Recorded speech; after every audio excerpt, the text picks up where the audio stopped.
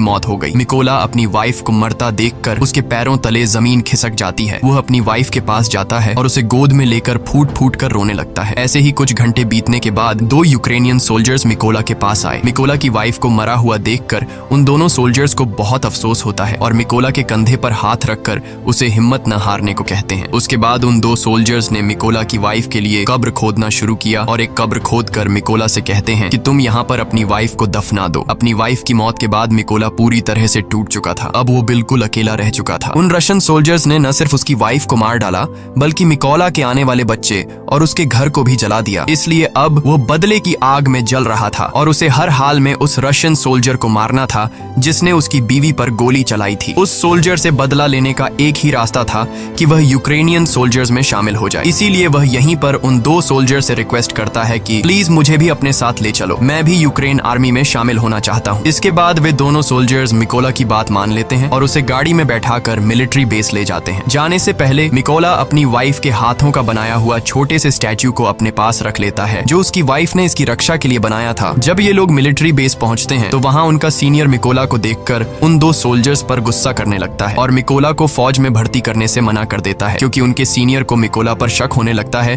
कि कहीं मिकोला कोई जासूस न हो। जब सीनियर ने उन 2 सोल्जर्स से अच्छी तरह मिकोला के बारे में जानकारी हासिल की और मिकोला ने भी उसे पूरी बात बताई कि किस तरह से रशियन सोल्जर्स ने मेरी वाइफ को बेरहमी से मार दिया और मेरे घर को जला दिया, इसलिए अब मेरे पास जीने की कोई वजह नहीं है। और उसने उस सीनियर को यकीन दिलाया कि वो रशियन सोल्जर को मारकर इस देश को आजाद करना चाहता है। ये